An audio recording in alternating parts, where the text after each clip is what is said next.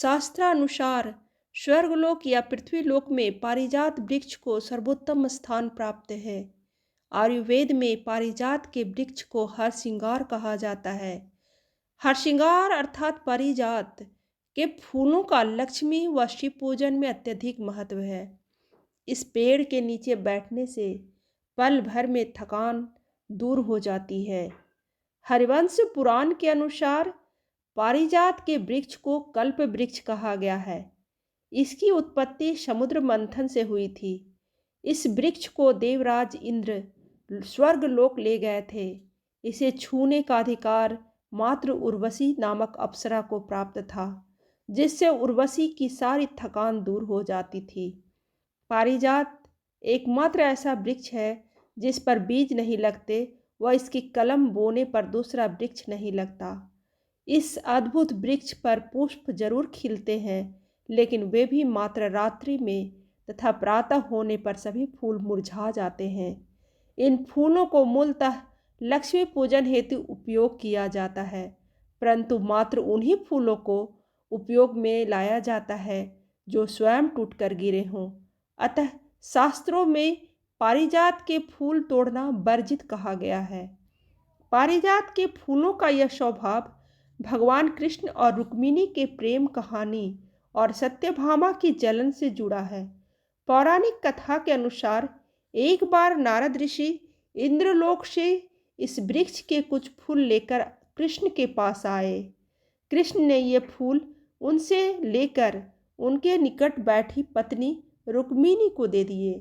इस घटना के बाद नारद कृष्ण की दूसरी पत्नी सत्यभामा के पास गए और उनसे कहा कि पारिजात के बेहद खूबसूरत फूल कृष्ण ने रुक्मिणी को सौंप दिए और उनके लिए एक भी नहीं रखा। यह बात सुनकर सत्यभामा ईर्ष्या से भर गई और कृष्ण से जिद करने लगी कि उन्हें पारिजात का दिव्य वृक्ष चाहिए।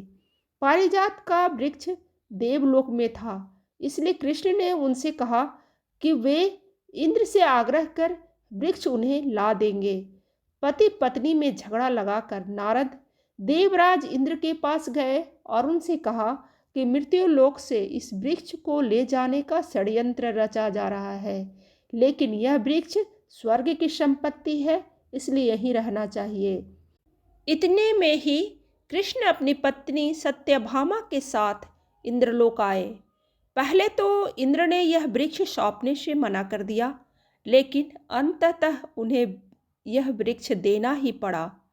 जब कृष्ण पारिजात का वृक्ष ले जा रहे थे, तब देवराज इंद्र ने वृक्ष को यह श्राप दे दिया कि इस पेड़ के फूल दिन में नहीं खिलेंगे।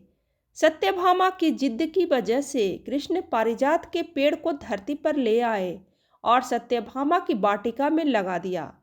लेकिन सत्यभामा को सबक सिखाने के लिए उन्होंने कुछ ऐसा किया कि वृक्ष लगा तो सत्यभामा की वाटिका में था, लेकिन इसके फूल रुक्मिणी की वाटिका में गिरते थे। इस तरह सत्यभामा को वृक्ष तो मिला, लेकिन फूल रुक्मिणी को ही प्राप्त होते थे। यही वजह है कि पारिजात के फूल अपने वृक्ष से बहुत दूर जाकर गिरते हैं। पारिजात के विषय में एक अन्य मान्यता पारिजात नामक राजकुमारी से जुड़ी है, जो सूर्यदेव से बहुत प्रेम करती थी।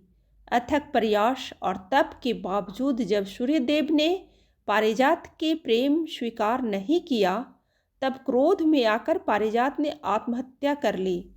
जिस स्थान पर पारिजात की समाधि बनाई गई, उस पर यह वृक्ष उग गया और तब से इस वृक्ष का नाम पारिजात पड़ गया।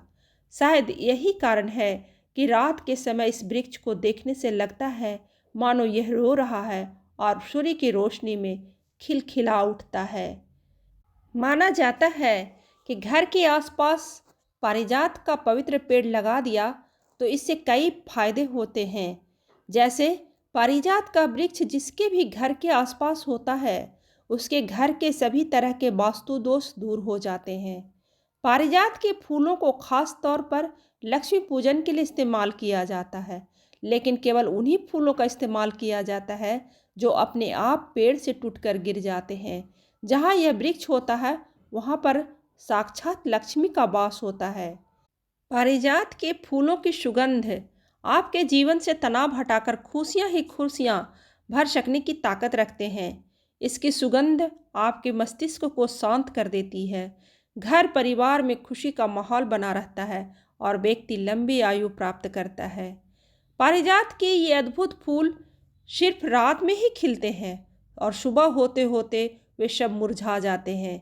यह फूल जिसके भी घर आंगन में खिलते हैं वहाँ हमेशा शांति और समृद्धि का निवास होता है।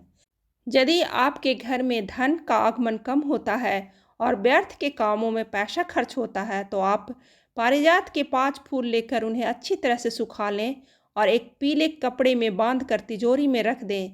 यह टोटका आप मंगलवार के दिन आजमाएं। ऐसा करने से आपके घर में धन की वर्षा होगी। यदि आप किसी मंदिर के आसपास पारिजात या हरसिंगार का पौधा लगाएंगे तो आपके घर में नकारात्मक ऊर्जा का वास नहीं होगा और बीमारियां भी घर से दूर रहेंगी। ये पौधा मंगलवार के दिन हनुमान मंदिर के आसपास लगाना ज़्यादा शुभ माना जाता है।